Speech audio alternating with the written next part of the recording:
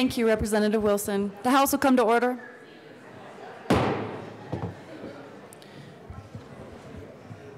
This morning's this morning's pledge will be led by Aaron Vigil from Arupe Jesuit High School in Denver, Colorado. Welcome. Please join me for the pledge.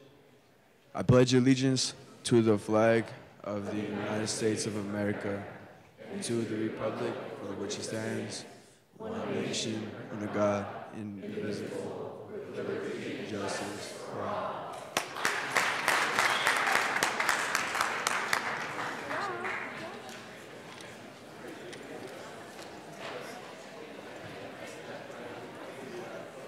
Mr. Randall, please call the roll.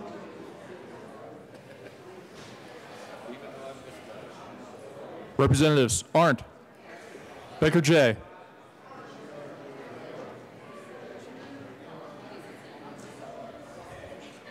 J. Becker.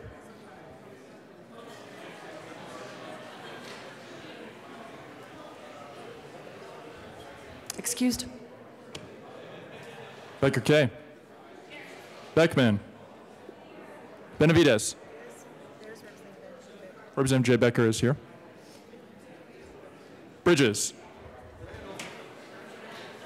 Buck. Buckner. Carver. Catlin. Coleman. Covarrubias. Danielson. Good morning. Escar.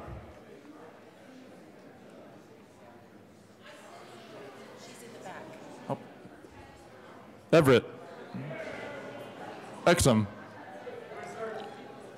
Foot. Garnett.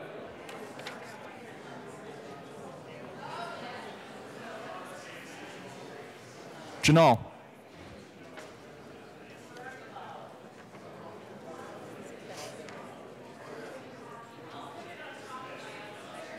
Janal. Excused. Gray. Hamner. Hanson. Herod.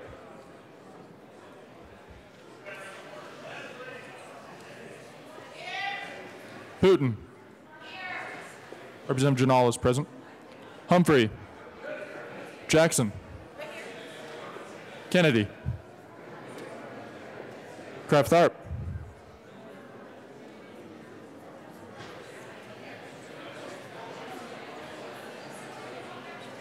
Kraft-Tharp. Excused. Landgraf.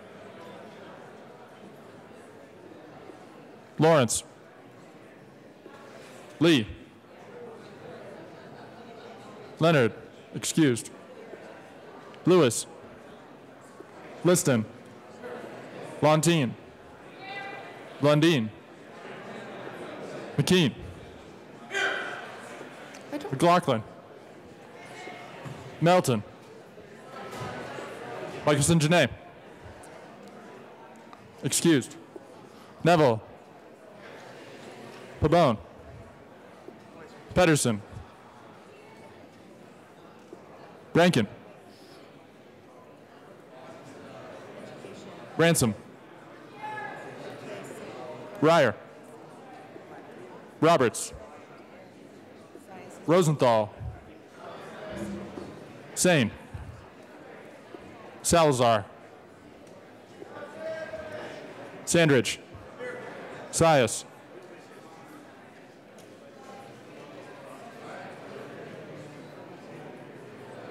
Sias.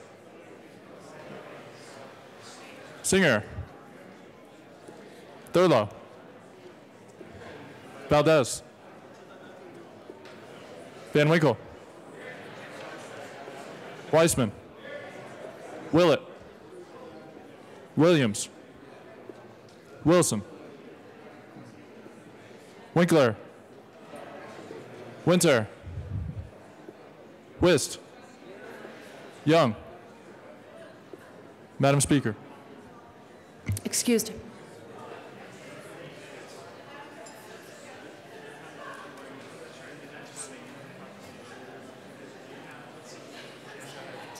Craftarp, Leonard, and Michael Sanchez. Is all, did Craftarp show up?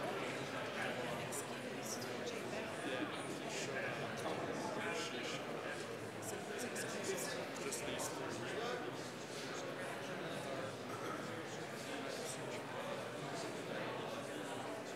Leonard and Michael Sanchez.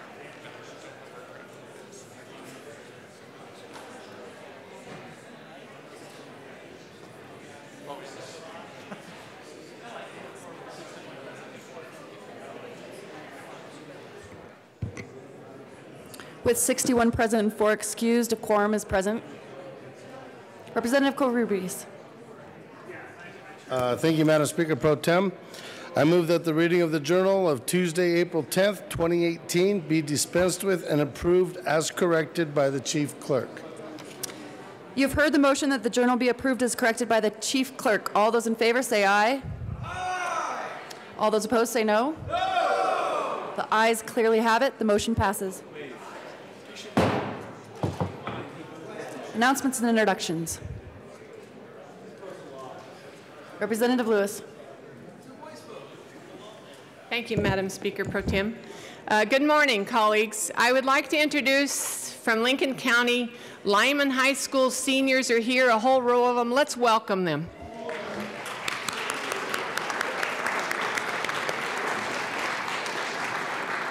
And thank you.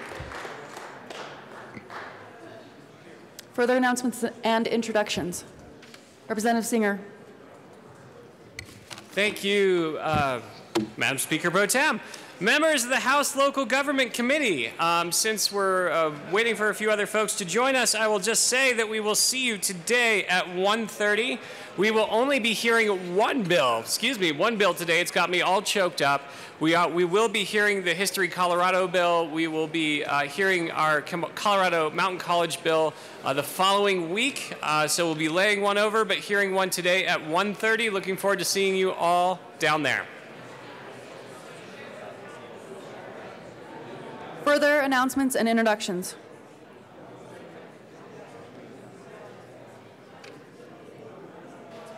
Representative Craftarp. So, thank you. So this is not my event. So whosever event this is, I am doing the announcement for you. But tomorrow I heard is Jersey Day, that we're supposed to be wearing jerseys in memoriam of those sports people that died. So someone brought me a jersey and put it on my desk, so I'm the one making the announcement that, Representative Covarrubias, is this your event?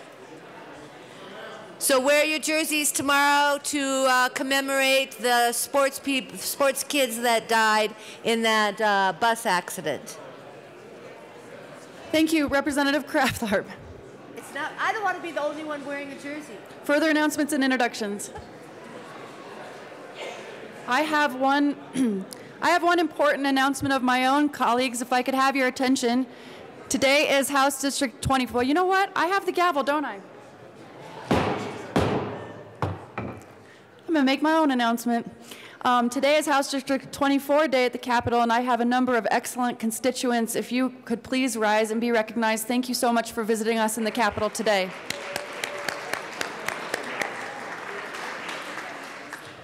And I will turn it back over to Madam Speaker.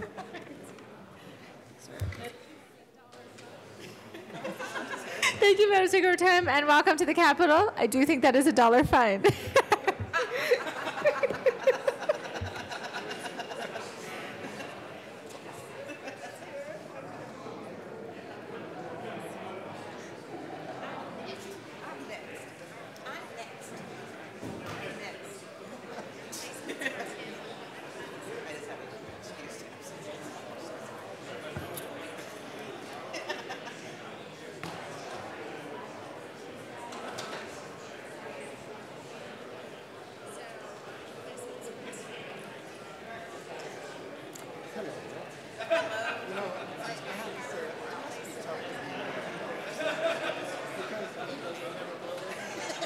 All right, and there are a couple of replacements for Representative Leonard on Wednesday, April 11th. On the Education Committee, Representative Carver will replace Representative Leonard. And on the State Affairs Committee, Representative Sias will replace Representative Leonard. Also, Representative Lontine will replace Representative Michelson-Janae on the Finance Committee for today only. Any further announcements or introductions? Madam Speaker Pro Tem Danielson. Thank you, Madam Speaker. I'm sorry to jump the line, and I know I got a fine for introducing my constituents, but there are two of them that I am allowed to introduce. Russell Lopez is a veteran from our district, and Monica Duran is a city councilwoman from Wheat Ridge, Colorado.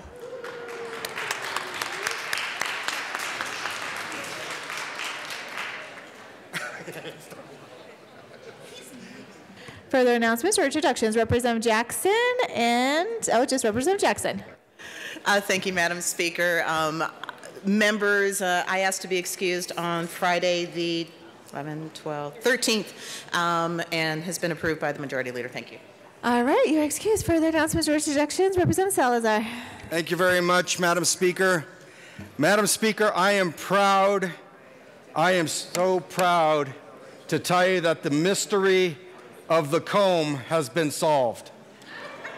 As you all know, this comb ended up on my desk at the beginning of session because I have so much hair, and we finally figured out whose comb it is. It is Representative Winkler's.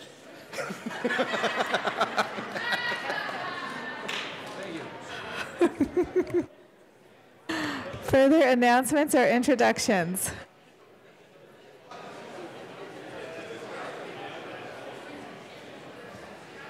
Further announcements or introductions? Seeing no further announcements or introductions, we will now proceed to third reading of bills, final passage. Mr. Randall, please read the title of House Bill 1304. House Bill 1304 by Representative Benavides, House Senator Court, concerning enforcement measures available to the Department of Revenue for the collection of delinquent taxes. Assistant Majority Leader Garnett. Thank you, Madam Speaker. I move for the passage of House Bill 1304 on third reading and final passage.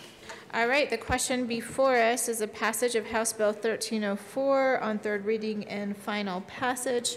Mr. Randall, please open the machine, and members, please proceed to vote.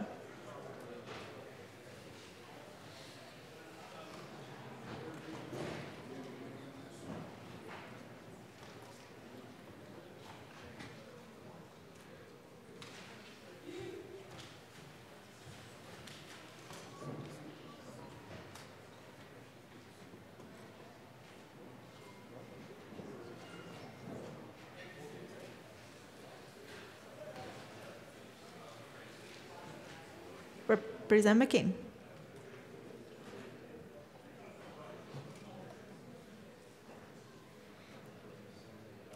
Please close the machine.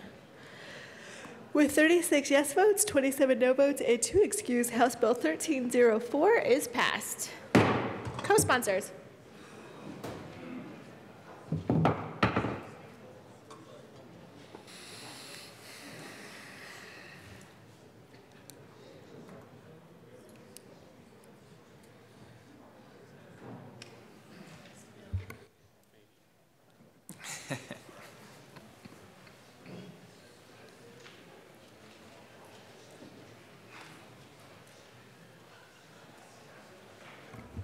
Please close the machine. Mr. Randall, please read the title of House Bill 1258. House Bill 1258, Representative Singer and Melton, all Senators Neville and Fenberg, concerning authorization for endorsement to an existing marijuana license to allow for marijuana accessory consumption establishment with the purpose of consumer education in connection with making an appropriation. Assistant Majority Leader Garnett. Thank you, Madam Speaker. I move for the passage of House Bill 1258 on third reading and final passage. The question before us is passage of House Bill 1258 on third reading and final passage. Representative Singer. Thank you, Madam Speaker. I ask for permission for a third reading amendment put on by Representative Beckman on second reading. Would you like to tell us why? Absolutely, I'd love to tell you why. Well, members, while I like to do these scavenger hunt things for the Senate so they can find our clerical errors and then they can send us things back for concurrence, I figured we'd do it correct the first time. So Representative Beckman's amendment concerning banning consumption clubs from 1,000 feet from an adjoining jurisdiction's boundary was added to a subsection that was actually stricken in the Finance Committee report. So this doesn't change anything this wouldn't change anything substantively, but I would ask permission for a third reading amendment so we can make sure we put this in the right part of our bill. Okay. Mr. Randall, please open the machine, and members, please proceed to vote on the request to offer a third reading amendment.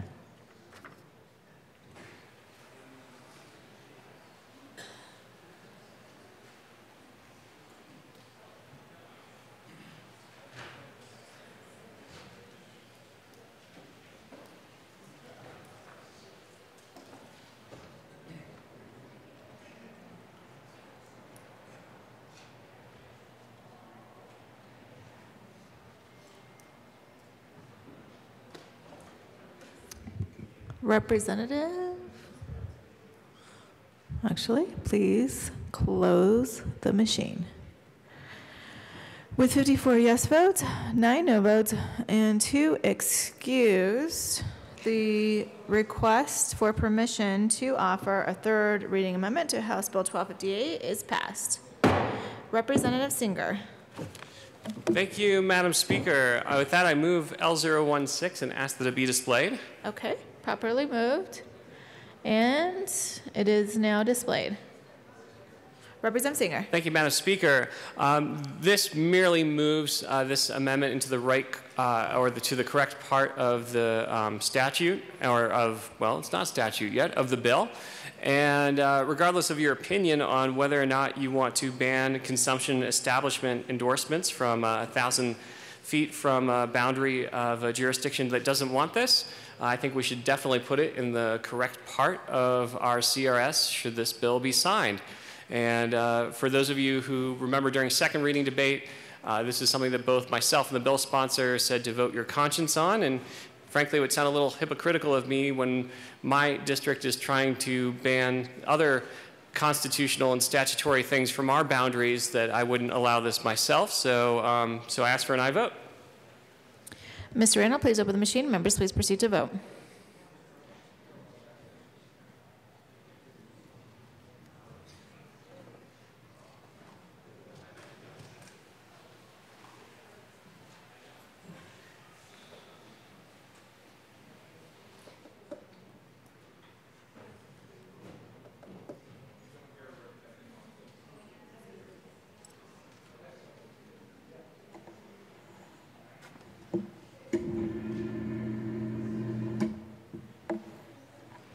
Please close the machine. With 63 yes votes, 0 no votes, and 2 excused, Amendment L016 is adopted.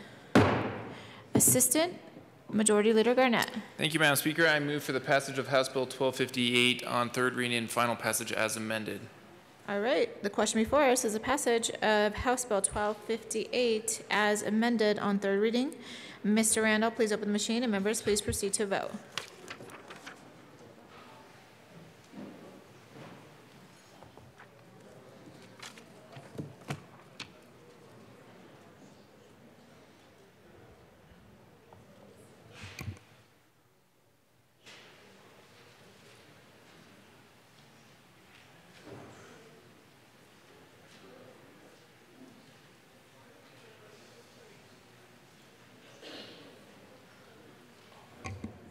Please close the machine. With 39 yes votes, 24 no votes, and 2 excused, House Bill 1258 is passed as amended. Co-sponsors.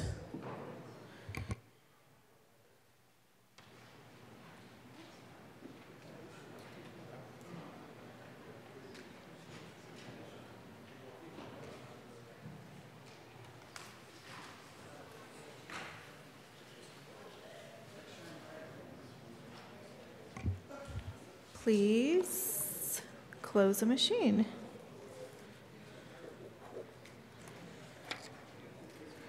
right, that takes us to House Bill 1280. Mr. Randall, please read the title. House Bill 1280, Representative Melton, Senate Quorum, concerning regulatory procedures related to the appointment of a court appointee for regulated marijuana business in connection with making an appropriation. Assistant Majority Leader Garnett. Thank you, Madam Speaker. I move for the passage of House Bill 1280 on third reading and final passage. The question before us is the passage of House Bill 1280 on third reading and final passage. Mr. Randall, please open the machine, and members, please proceed to vote.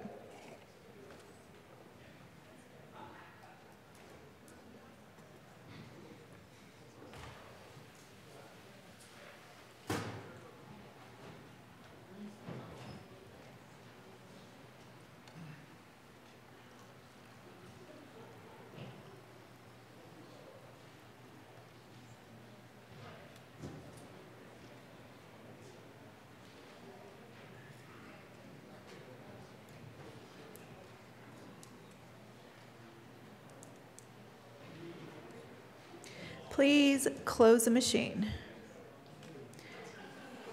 With 63 yes votes, 0 no votes, and 2 excused, House Bill 1280 is passed. Co-sponsors.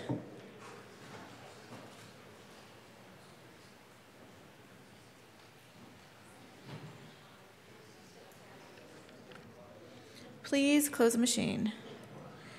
Ms. Randall, please read the title of House Bill 1283. House Bill 1283, Representative Benavidez, Senator Neville, concerning unclassification of residential land for property tax purposes resulting from a significant change to the residential improvements located upon the land. Assistant Majority Leader Garnett. Thank you, Madam Speaker. I move for the passage of House Bill 1283 on third reading and final passage. All right. Mr. Randall, please open the machine, and members, please proceed to vote.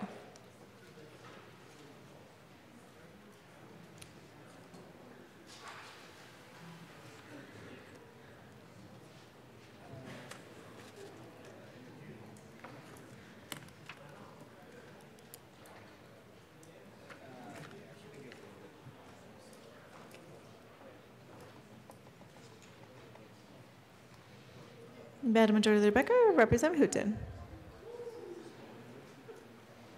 Please close the machine. With 63 yes votes, 0 no votes, and 2 excused, House Bill 1283 is passed. Co-sponsors.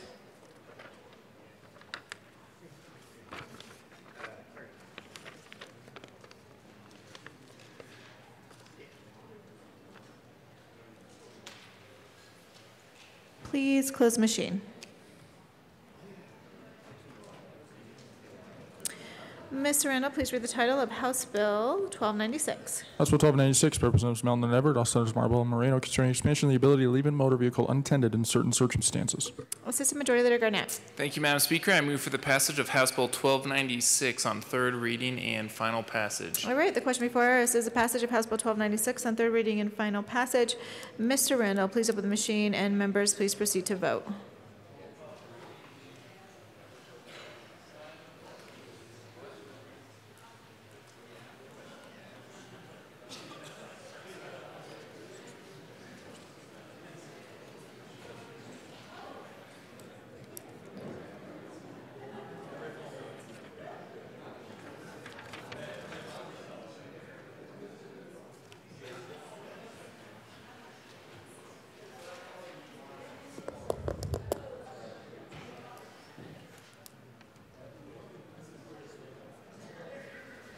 Please close the machine.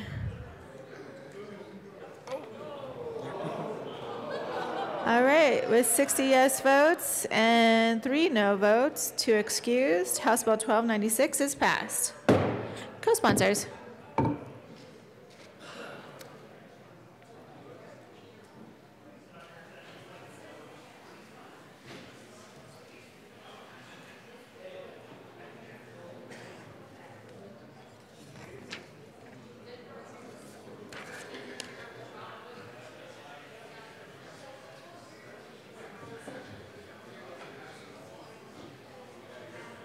Please close the machine. Mr. Randall, please read the title of House Bill 1335. House Bill 1335, Representative Young, Senator Lumberg, concerning the Colorado Child Care Assistance Program in connection with establishing eligibility requirements for the Cal counties and creating a new formula to determine the amount of block grants to counties. Assistant Majority Leader Garnett. Thank you, Madam Speaker. I move for the passage of House Bill 1335 on third reading and final passage. Question before us is passage of House Bill 1335 on third reading and final passage. Mr. Randall, please open the machine, and members, please proceed to vote.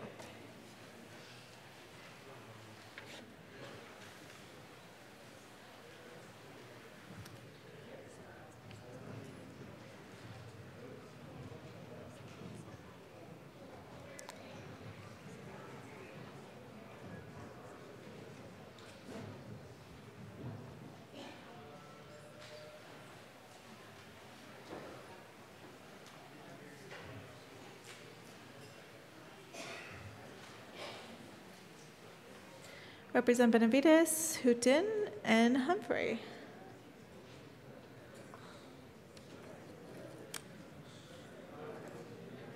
Please close the machine. With 50 yes votes, 13 no votes, and 2 excused, House Bill 1335 is passed. Co-sponsors.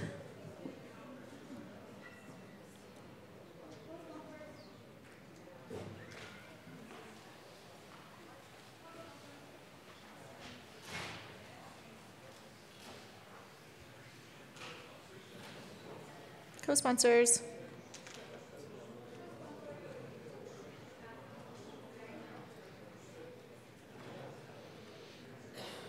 Please close the machine. Mr. Randall, please read the title of House Bill 1307. House Bill 1307, Representatives Singer and Lee, all Senators Gardner and Cook, concerning restricting the availability to children of products that contain dextromethorphan. Assistant Majority Leader Garnett. Thank you, Madam Speaker. I move for the passage of House Bill 1307 on third reading and final passage. Question before us is passage of House Bill 1307 on third reading and final passage. Mr. Randall, please open the machine, and members, please proceed to vote.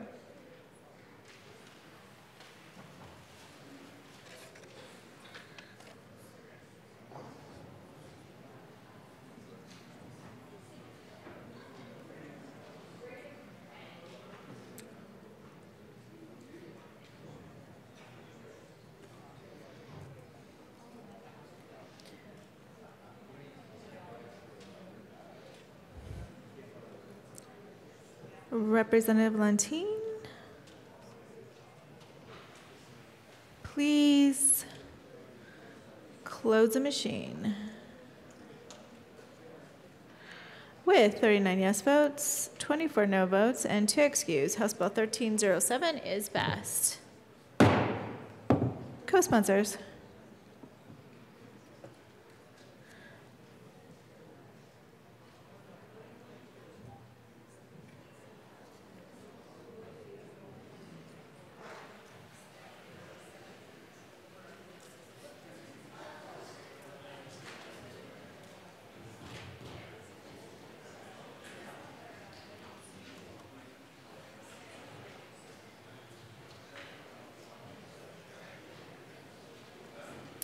Please close the machine.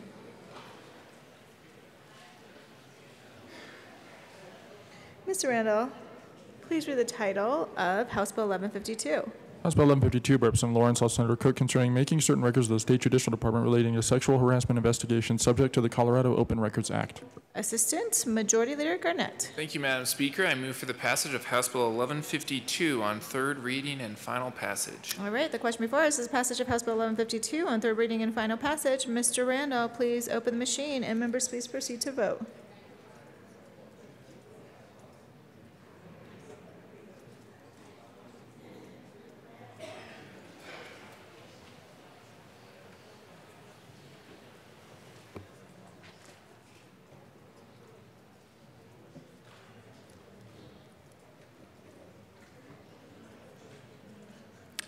Please close the machine. With 63 yes votes, 0 no votes, and 2 excused, House Bill 1152 is passed. Co-sponsors.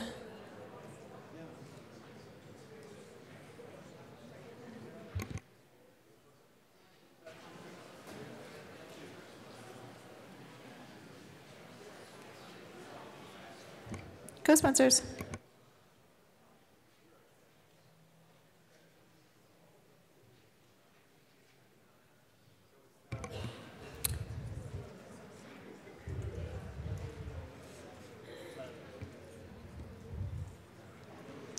Please close the machine. Mr. Randall, please read the title of House Bill 1181. House Bill 1181, Representative Liston, I'll undertake concerning measures to expand the ability of non-resident electors to participate in the governance of special districts and in connection therewith allowing non-resident electors who own taxable property within the special district to vote in special district elections, allowing such electors to serve on special district boards and not on voting capacity. Assistant Majority Leader Garnett. Thank you, Madam Speaker. Nice job, Mr. Kohler. I move for the passage of House Bill 1181 on third reading and final passage. Motion before us is the passage of House Bill 1181 on third reading and final passage. Sorry, Mr. Randall.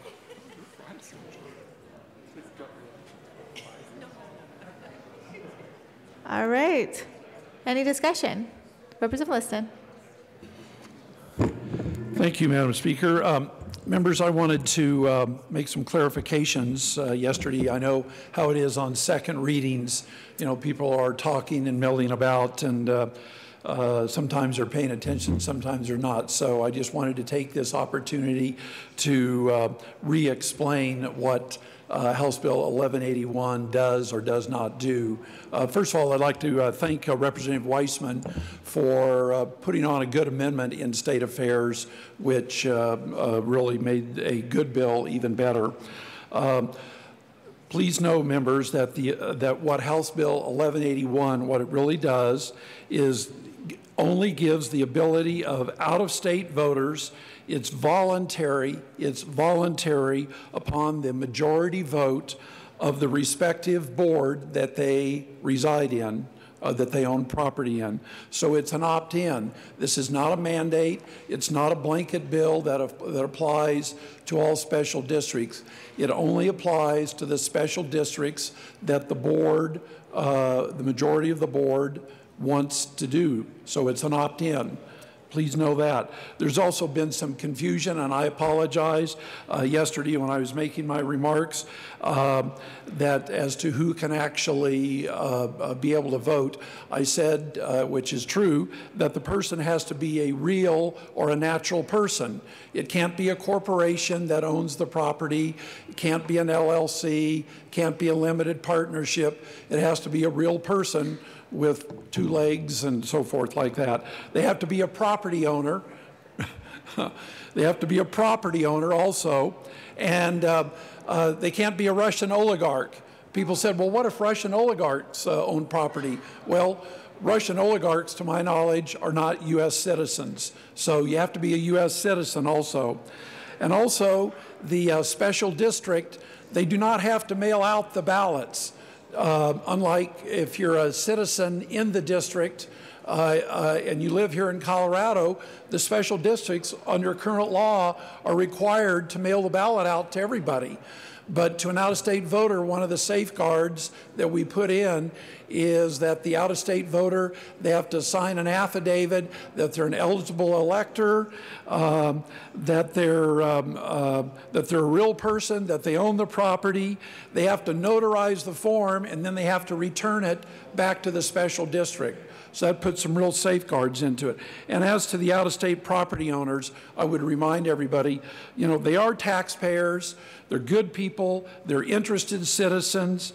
They want to just have a small voice in the governance of the special district that probably means a lot to them, quite frankly.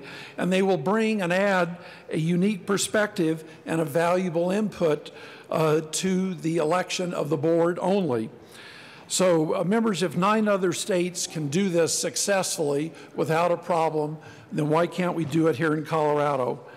If we allow the out-of-country or out-of-state military who serve our country admirably to do this, then why can't we allow out-of-state property owners to be able to vote once again for the board?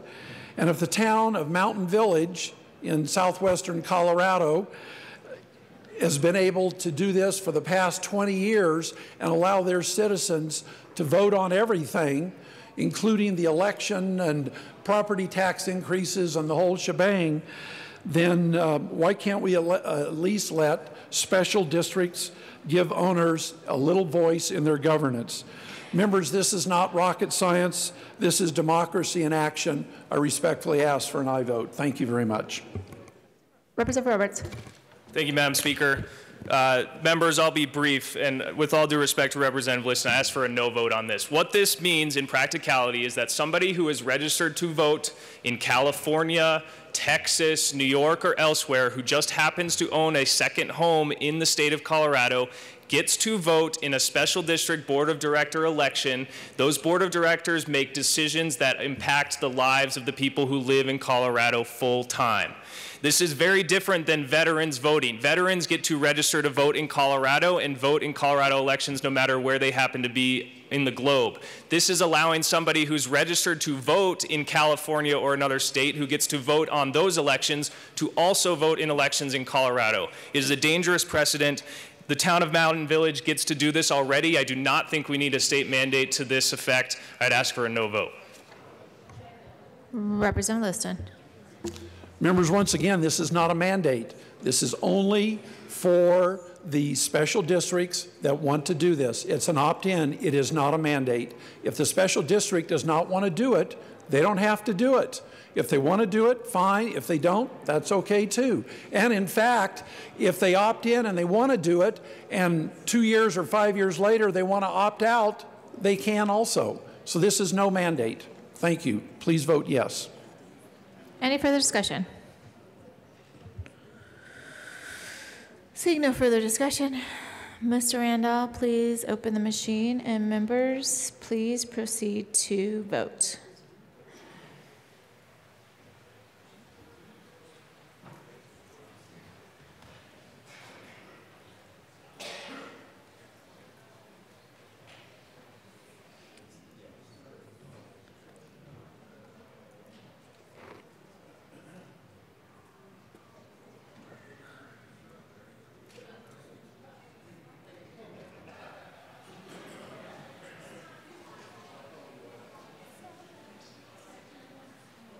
Representative Rosenthal. Please close the machine. With 46 yes votes, 17 no votes, and 2 excused, House Bill 1181 is passed. Co-sponsors.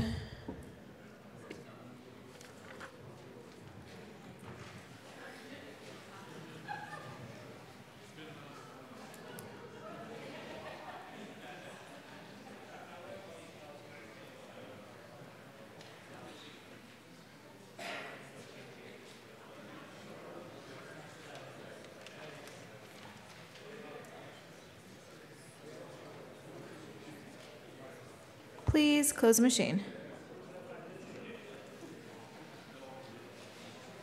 Mr. Randall, please read the title of House Bill 1271. House Bill 1271, Representatives Gray and Willett, also undertake concerning the authorization of economic development rates to be charged by electric utilities to qualifying non-residential customers. Assistant Majority Leader Garnett. Thank you, Madam Speaker. I move for the passage of House Bill 1271 on third reading and final passage. Question before us is passage of House Bill 1271 on third reading and final passage. Mr. Randall, please open the machine, and members, please proceed to vote.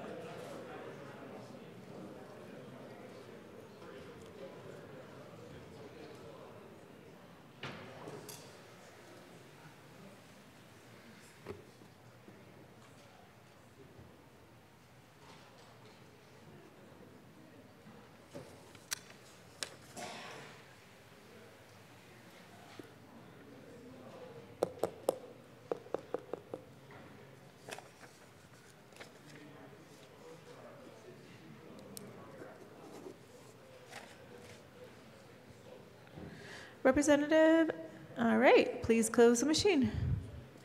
With 46 yes votes, 17 no votes, and 2 excused, House Bill 1271 is passed. Co-sponsors.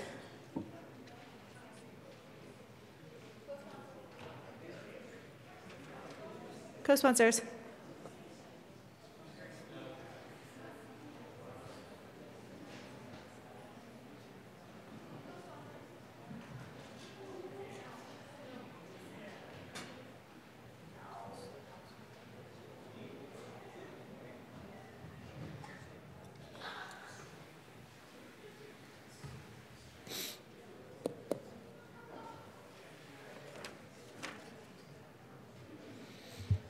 Please close the machine.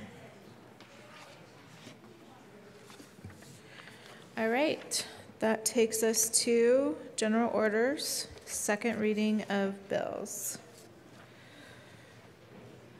Representative Arndt.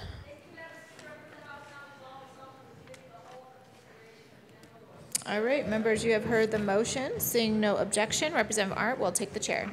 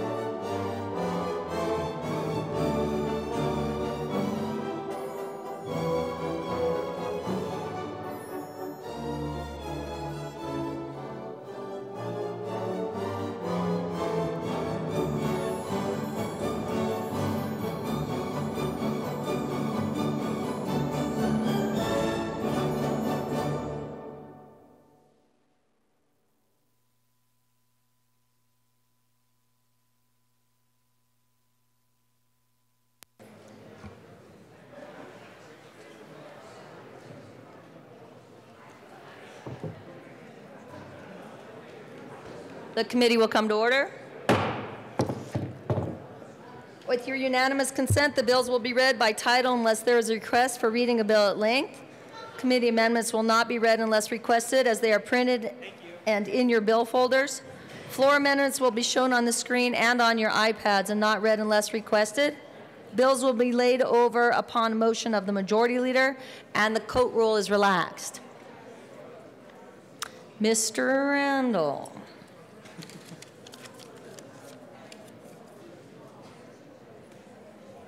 Please read the title of House Bill 1279. House Bill 1279, by Representative Escarro, Senators Priola and Moreno, concerning a requirement that certain practitioners prescribe controlled substances electronically. Madam Majority Leader. Thank you, Madam Chair. I move to lay over House Bill 1279 till the end of the second reading calendar. Okay.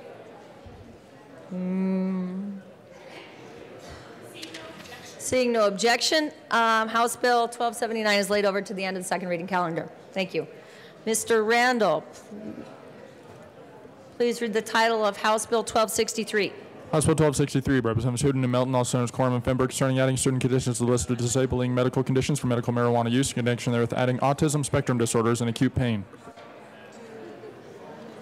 Representative Hooten and Representative Melton, would you like to present your bill? Representative Melton. Thank you, Madam Chair. I move House Bill 1826 and the committee report on health insurance and environment. To the committee report. Thank you, Madam Chair. In health insurance and environment, we amended out the acute pain, but left the autism. We ask for an aye vote. Is there further discussion on the committee report? Seeing none, the question before us is the adoption of the committee report. All those in favor say aye. Aye. All those say opposed say no. The ayes have it. The committee report is adopted. To the bill. Thank you, Madam Chair, and thank you, members. What House Bill 1263 would do is add autism spectrum disorders to the list of conditions under which a physician could recommend medical marijuana.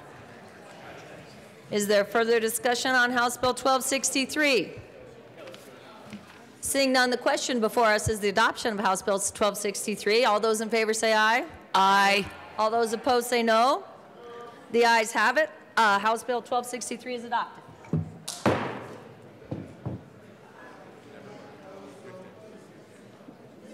Mr. Randall, please read the title of House Bill 1286. House Bill 1286, Representative Roberts, all Senators Aguilar and Marble, concerning allowing a school nurse to give medical marijuana to a student with a medical marijuana registry card while at school. Representative Roberts. Thank you, Madam Chair. I move House Bill 1286 and the Health Insurance Environment Committee report. Thank you. To the committee report. Thank you, Madam Chair. In the committee, we added some language about this being allowed, not just school nurses, but also a school nurse's designee, and added some language about the storage of the medicine at school. Thank you very much. Is there further discussion on the committee report?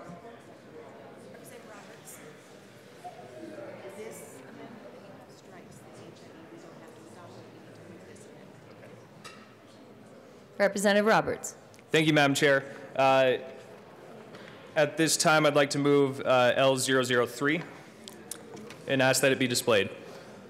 Okay.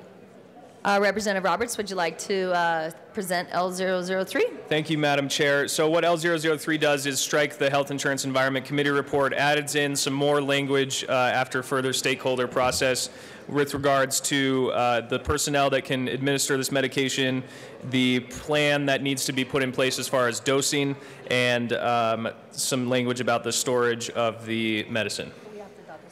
Is there further discussion on Amendment L003?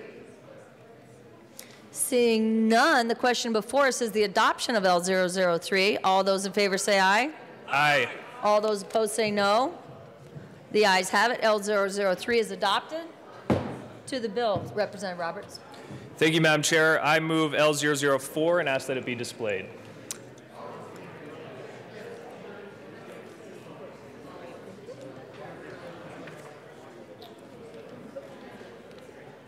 L004 is properly displayed. Would you please like to explain the amendment? Thank you, Madam Chair. What this amendment does is make it even more clear that this bill is permissive. It does not require any nurse, any school, or any school district to comply with this new law. It just says that if they want to, they are allowed to. It also has some language about this not being in effect should the school activities bring the student outside of the state of Colorado at any time, and adds in a little more language about the storage of the medicine. Thank you very much. Is there discussion on L004?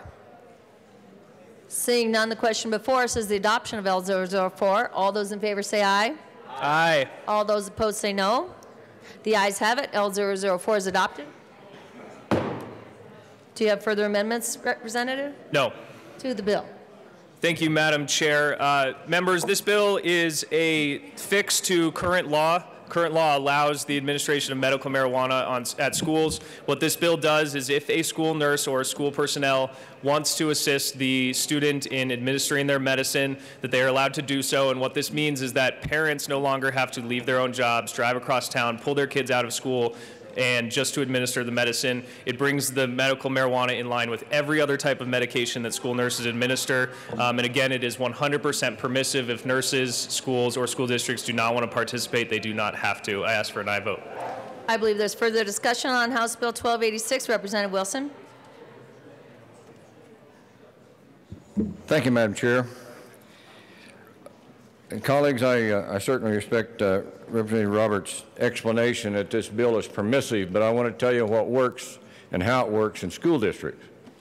If something's permissive, it's going to be required. Any time that in a school district you have something in the school that you're allowed to do it, the parents are going to demand that you do it, and they'll be at the school board, and it will be done.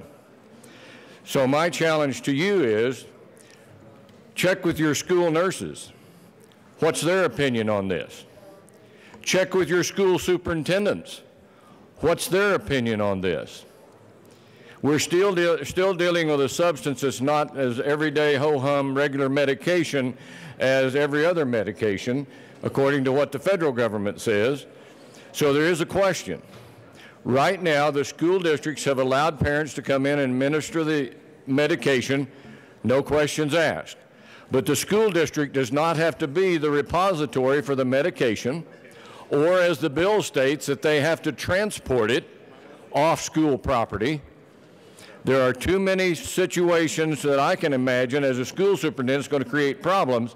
So permissive or not, this is not a good bill. Please vote no. Representative Ransom. Thank you, Madam Chair. We heard this bill in committee, and I agree that there was a lot of input from both parents, from school nurses, from schools, from families. We saw a lot of children there as well. The point that I needed to make was that there are school nurses that don't want to administer the medication. They don't have to. There are also school nurses that really, really want to help the kids that are benefited by the medical marijuana. And the school nurse, we heard from nurses that came in and said, please let me do this. I want to be able to do this, and I don't want to be able to be prosecuted criminally for it. And so the bill also allows an exemption from any type of criminal prosecution, because we do understand that the federal laws do conflict with the state laws. That being said, we heard from parents whose kids are absolutely helped by this medication. And there are children that were not able to go to school before they were able to take this because they had so many seizures each day that they could not even attend school. They can attend school now because this medication is available. So I urge an aye vote on the bill because I truly believed that the parents need it, and there were parents that could never be more than 5 minutes away from the school because they had to be there within that length of time if their child started into a seizure, and there could be permanent physical disability if the seizure continued. And this drug actually helped, and not just helped, it stopped the seizure activity and the negative impact. So the nurses that want to do it will be able to. The nurses that don't want to do it won't have to. And I think this is a good freedom bill. And I do believe this will help children. I also see that it as being an allow-in bill versus require. I think that nurses that don't want to do it can and should stand up and say that they don't want to and they shouldn't have to, that there should be other people there that can do it. Again, I urge an aye vote, and I think this will help kids. Representative Beckman. Thank you, Madam Chair. I actually have a question for the sponsor before I give my comments. I think we amended the bill in committee to allow for a non-nurse employee or volunteer trained by a nurse to dispense marijuana to a child. So these would be people who would work under the delegation of a nurse license. So what the feeling of some of the nurses is that they would be liable if that person said, I would be willing to provide the medication, but they were working under the school nurse, and that they would be in danger of losing their license. And so I'm wondering if you've had any discussion, because there was an amendment added that allow others besides nurses to Representative Roberts. Medication. Thank you, Madam Chair. Representative Beckman, thank you for the question. So just like other medications, the parents and the school can make a plan at the beginning of the school year to create a designee. So that would all be done in accordance with the plan that they do for other medication. They would be practicing or be acting under the school nurse's license. The license is issued by the state of Colorado through DORA, and in Colorado under Amendment 20, medical marijuana is legal. So that, we've had those discussions over and over. We understand why some nurses might be hesitant about that, and that's why the bill is permissive. Representative Beckman. Oh, pardon me. Okay. Yep, go ahead. Thank you, Madam Chair. I would ask for a no vote on House Bill 1086. The school districts came, and the nurse associations are having real huge issues with this bill. A statement was made that just because it is a Colorado, and legal in Colorado, is not a shield from federal prosecution. I was surprised at the strong pushback on this bill. Marijuana is currently categorized as a Schedule I drug and illegal at the federal level. Registered nurses are required to follow federal law. And we have a compact with our nurses. They're required to follow all federal laws. Violating these requirements would put registered nurses at risk. And there was some discussions about what happened with Jack's Law, which I wasn't around at that time, where it was first made permissive. It was a may, and then it moved to shall. And there are many that felt that that was just in bad faith, and we're very concerned that this bill would follow that path. Marijuana is currently scheduled at a Schedule I. There have been many administrations that have not chosen to move it. We all know that's what needs to happen. But for right now, it allows a non-nurse and a nurse, and the nurses are very concerned about this additional person that has been added to the bill to administer marijuana. I know that we heard some very heartfelt stories about some of the most medically fragile students in our school system, but the nurses and the school districts have real issues with this and really want to keep the parents involved in something that is still federally illegal. I think having a nurse whose license and license is tied to following federal law and a compact that is tied to following federal law, and organizations that are very involved with these children request that we not pass the bill is enough to vote no on House Bill 1086. Representative Singer. Thank you, Madam Chair. I just want to respond to a couple of things that were already brought up in the well. But before I do that, I want to start off by saying that we wouldn't be here without Jack.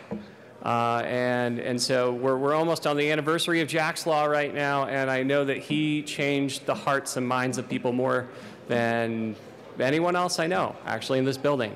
So, in his spirit, I'm going to be nice about this. But when I hear that if you make something permissive, that schools will have to do it, that's just not the case. And that's not the case because when we passed Jack's amendment and made this permissive, no school district implemented anything. As a matter of fact, I emailed one of the school superintendents where Jack's school district was to say, can you please allow Jack to attend school? And the answer is, well, it's still illegal federally. We don't know what to do. And I said, well, how about do what you're allowed to do in state law? Nothing happened. So that's why we passed Jack's Law. This wasn't bad faith on the part of myself or other legislators here. We gave school districts an opportunity to do the right thing for our kids. And these are sick kids with seizures and cancer. And our school districts did nothing. And so now it was up to us to make it prescriptive as opposed to permissive. This is permissive because we want to give people a shot. We want to say, you know what, we're going to give nurses the benefit of the doubt because we already put too much on our school nurses already. We all know that. There's not enough of them to do the job that we already expect them to do. But at the very least, if they want to help a kid, shouldn't we allow them? We already allow doctors to recommend medical marijuana, even though it's still federally illegal. Are they violating their Practice Act? Has any physician been brought up on charges in Colorado solely on the basis of the recommendation of medical marijuana? We don't see that. We have federal legislation that actually protects medical marijuana. The Rohrabacher-Farr Amendment does that. So I just want to clarify some of the misconceptions about this bill. And remember Jack today for the great start that he got us started on. And I encourage an aye vote on this bill. Representative Landgraf. Thank you, Madam Chair. I came up here to get Flipper, who was in the front row a little bit ago, because I did vote against this, but I will be voting yes for several reasons. Think about yourselves sitting here and you have to leave and go to your child's school to administer medicine so that your child won't have a seizure or something even worse. that burden is really unbelievable and unbearable, and we should do what we can to relieve parents of that. As far as nurses go, this is not mandatory, so they will not have to do anything that they would consider to be violating their licenses. But nurses are licensed in Colorado, and marijuana is legal in Colorado. So that's another issue to consider here. After I voted, I talked to some of the parents, and I looked at some of the parents. I saw how happy they were that this passed, and I realized at that moment that I had made a mistake. So I'll be a yes on this. Thank you for bringing it. I think it's an important bill, and it's a good step forward. Representative Gray. Thank you, Madam Chair. Members, I rise in support of this bill as well. I'll tell you, it's actually, Representative Landgraf, there are some parents where the story is actually even a little bit worse. And I want to talk about one family from my district and a young man named Ethan. I've actually spoken to him about him a few times at this well before. But Ethan has had a number of different conditions that have caused him to be in and out of the hospital his whole life. And his parents live one of the most challenging existences I can see as I follow along with their journey, because they never know whether they're going to be at Children's on any given day. And right now, Ethan has gotten old enough where it's time for him to start school, and his mom never leaves school, because one of the things he has are these types of medications that they use to counteract seizures. But in Ethan's case, those seizures can escalate very quickly, and he could be in a life-threatening situation at a given time. So he is in school right now. Normally, when a child is in school, that is a time for parents to be able to accomplish at least a few other things, but she is not comfortable leaving school because he could have seizures that needed to be counteracted, and they might not have time to drive down to school in order to make this happen.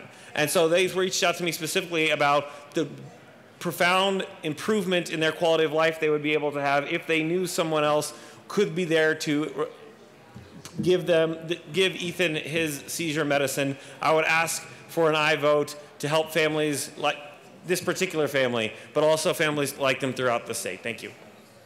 Members, I'd like to thank you for keeping it down. I mean, we can actually hear the debate today, so I'm very excited about this new development. Representative Wilson? Roberts? Thank you, Madam Chair. Dillon? Colleagues, I'm a little bit confused, which shouldn't surprise some of you. I'm that way quite often, I realize.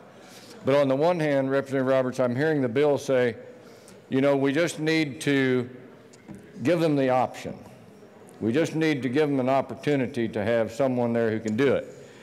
On the other hand, when Representative Landgraf comes up, I hear that we're supposed to be doing this for the children and relieve the parents of that responsibility. So that sounds like it's not going to be an option, it's going to be mandatory. And the point that I see in this bill, which I heard in testimony, the biggest concern was the emergency. The emergency. What happens when a parent cannot be there and that child is going into a seizure? This bill doesn't address that. Why doesn't this bill address the fact that the school could have a dose of the medication for emergency purposes so that the nurse, who is bound by that oath to help out in that situation, administer it on an emergency situation, but not intervene, as Representative Landgraf was saying, to relieve the parents of that and then put it on the shoulders of the school nurses. I don't understand. The bill is supposed to be optional, but yet we're leaning towards it being mandatory, and we could solve that with just the emergency situation. I don't understand. Representative Salazar.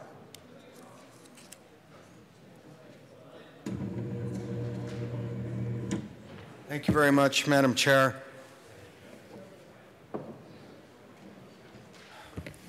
Is that what we're going to do? We're going to wait for an emergency to arise? That this is a medicine that can be administered prior to an emergency? A medicine that's been recommended by a doctor, just like many other medicines, including our narcotics, that nurses are allowed to administer at schools. We're literally going to wait for someone to actually have a seizure, a child to have a seizure, before a nurse is allowed to administer it. Why? Because the name has marijuana in it? I mean, seriously, school nurses are able to administer narcotics and other kinds of medicines prior to an emergency. I don't get this chamber sometimes, that we're going to put a child through suffering because it has marijuana in the name. We need to think better than that. Okay. We need to rely on our school nurses to be able to make these decisions, to just administer 3 times a day, as in the case of Jack. Just 3 times a day. That way his parents don't have to leave work, because we know we're not going to give him family medical leave, paid family medical leave for that. This is a good bill. Do we not recall when we passed a bill out of this chamber, quite bipartisanly, to allow those on probation medical marijuana? In fact, I think it passed unanimously for them to have that, so that way people don't have to take 20 to 30 medicines. This is a good bill. There is no reason in the world why we should have to wait for an emergency and let children suffer before there's an administration of medication. I rise in strong support. Representative Wist.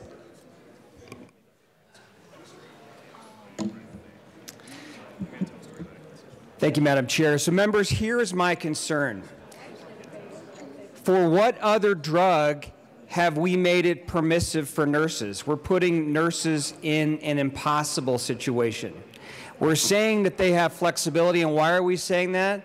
Because we know that different school districts will view this policy differently.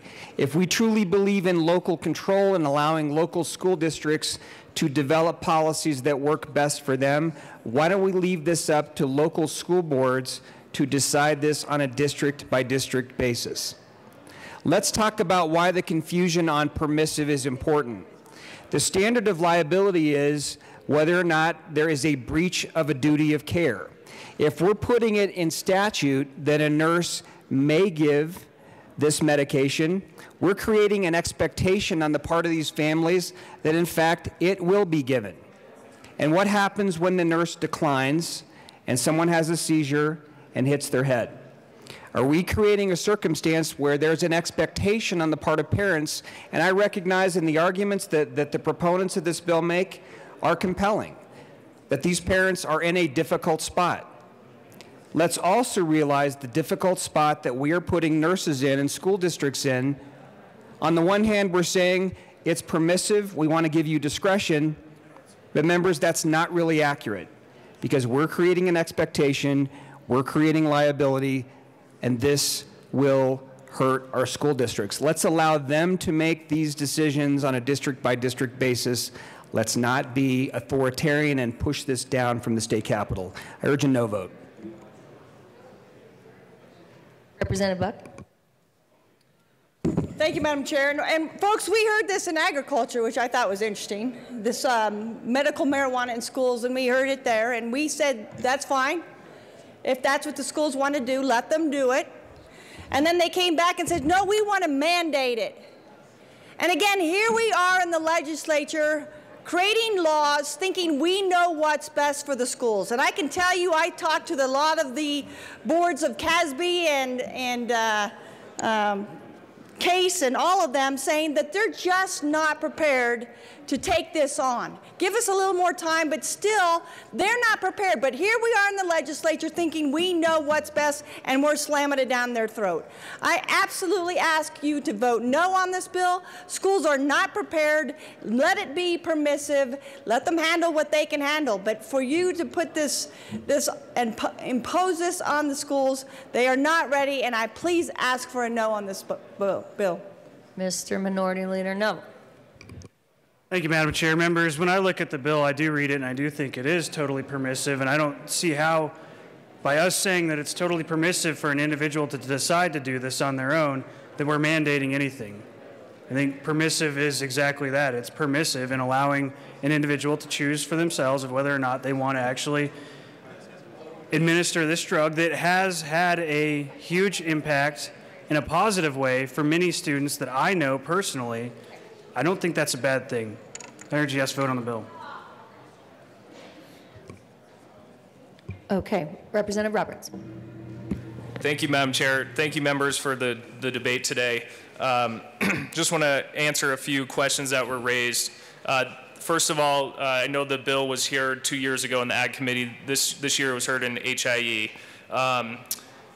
Representative Wist, as far as the school boards, there is nothing in this bill that would prevent a school board from enacting a policy to not allow this law to go forward. So the school boards have the permission to enact their own policies. An individual school can enact their own policy against this bill, a school district, a school board, what have you.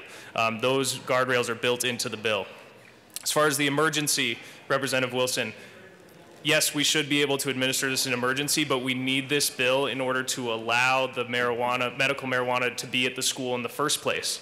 Under Jack's Law, which has been successfully implemented for 2 years with no federal intervention, the medical marijuana needs to be removed from the school immediately after administration. That is unlike any other medication that we have in our schools today, including controlled and narcotic substances. So in order for an emergency to be treated, the medical marijuana needs to be there in the first place, and this bill helps with that. I just have to say to our school nurses, we have the utmost respect for our school nurses. We understand the work that they do every day is so important to our kids. They were at the table from day one on this process. We understand that federal law is what it is. We cannot control what the whims of the Attorney General or the administration at any what time, but we have been enacting marijuana policy out of this building for the last 6 years, and we have not had federal intervention yet. I think we have a duty as state legislators to work with our state constitution, and Amendment 20 is part of that. And let me just finish off with a story about what this is really about. This bill is I'm calling it Quinton's Amendment after a constituent of mine named Quinton Lovato, 9-year-old from Gypsum, Colorado, who has epilepsy and Tourette's. He took all the traditional epilepsy medicine for years. Nothing was really helping with his seizures. He couldn't go to school oftentimes because he was so sick. A year ago, he started on a CBD oil that's administered under his tongue 3 times a day. That CBD oil has made him almost seizure-free, and his Tourette's are almost gone. He can go to school as a normal kid as possible now and learn and be a 9-year-old kid. But he needs one of those doses around the middle of the day. And he comes from a family of 5 kids with 2 working parents who don't always have the time to leave their jobs, go to school, pull him out of class, which is a huge disruption in and of itself, administer the medication, and then get back to work. This bill is good for kids like Quinton. It's good for his family. I think it's the right move for Colorado. With all due respect to everybody that has opposition, I believe that this bill, in its permissive nature, is the direction we need to go. I ask for an aye vote. Is there further discussion on House Bill 1286? Seeing none, the question before us is the adoption of House Bill 1286. All those in favor say aye. Aye. All those opposed say no. No. The ayes have it. 1286 is passed. Mr. Randall, does that bring us back to 1279? No. Assistant Majority Leader? Thank you, Madam Chair. I move to lay over House Bill 1272 one day to April 13th. Okay. 12th, April 12th. The question before us is moving House Bill 1272, laying over by one day. All those in favor say aye. Aye. Aye. All opposed, no. Nope. The ayes have it. Mr. Assistant Majority Leader. Thank you, Madam Chair. We are running tight on time, so I move the committee rise and report. Okay. What do I say? The motion before us is to rise and report. All those in favor say aye. Aye. All those opposed? The ayes have it. The committee will rise and report.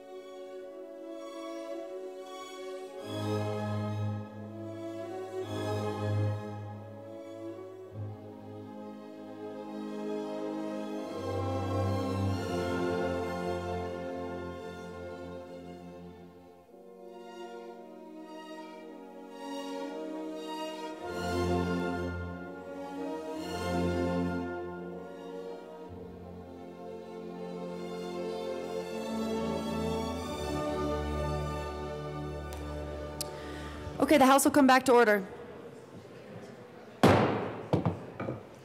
Mr. Randall, please read the report of the Committee of the Whole. Madam Speaker, Pro Tem, your Committee of the Whole Big City Report has on distribution the following touch bills, making the second reading thereof, makes following recommendations on. House Bill 1263 is amended. House Bill 1286 is amended. Passed and second reading over, goes to place calendar for third reading and final passage. House Bill 1272 laid over until April 12, 2018, retained its place on the calendar. Representative Arndt.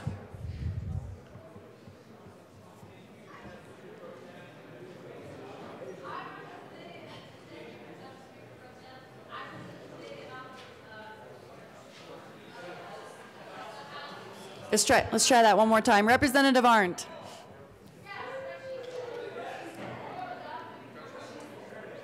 Excellent. You have heard the motion and there are no amendments. The question before the House is the adoption of the report of the Committee of the Whole. Mr. Randall, please open the machine, and members, please proceed to vote.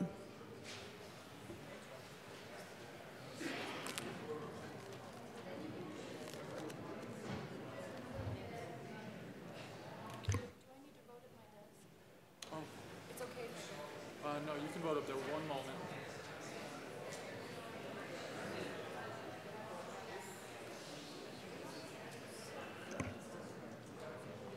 Representative Bridges, Representative Hooton, Representative Humphrey, Representative Lawrence, Representative McKean, Representative Pavone, Representative Rankin, please vote.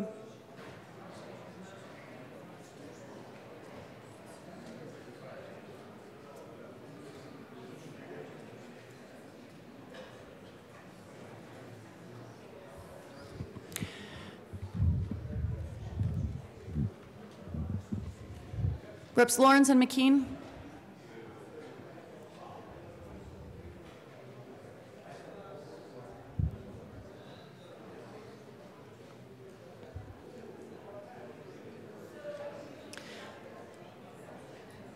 Representative McKean, Representative Lawrence, please vote.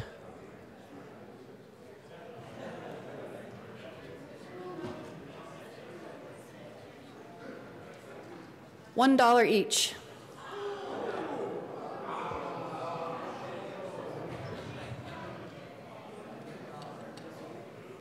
With 59 aye votes, 2 no votes, and 4 excused, the report of the Committee of the Whole is adopted. Announcements and introductions.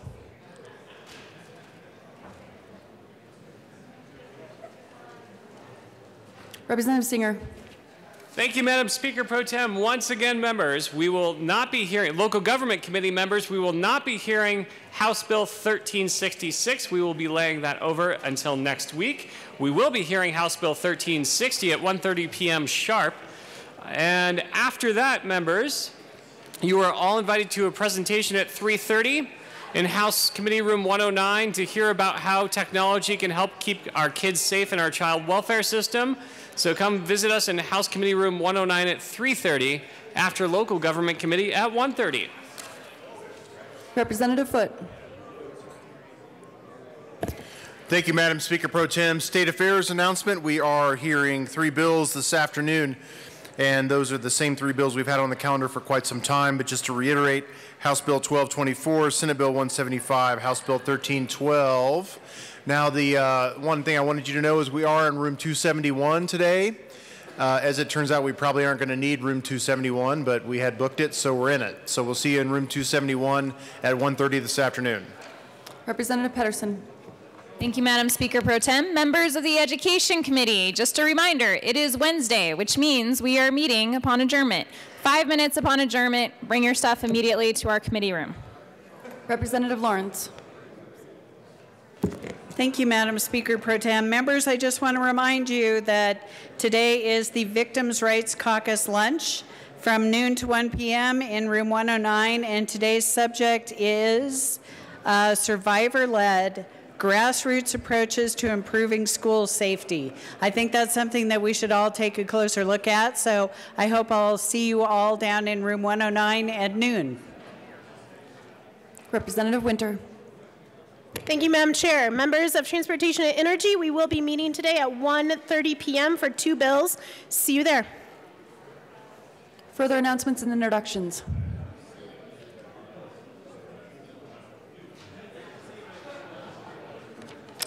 Seeing none. Madam Majority Leader.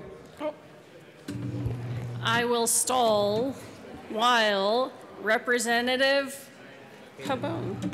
Representative Pabon. Thank you, Madam Speaker Pro Tem. And Finance Committee members, we've got a few bills on the docket today, so let's try to convene in the next, let's see, it's 11:13. Can we make it over there by 11:20? And let's just get the party started. Does that sound good? Okay. See you in 7 minutes. For the Finance Party. Madam Majority Leader. Thank you, Madam Chair. I'm trying to see if the 5th grade class from Peak to Peak Elementary is here yet. It doesn't look like it, but I'm still going to give them a shout out. And with that, I move that the House stand in recess till 1 o'clock today. Seeing no objection, the House will stand in recess at the Majority Leader's request.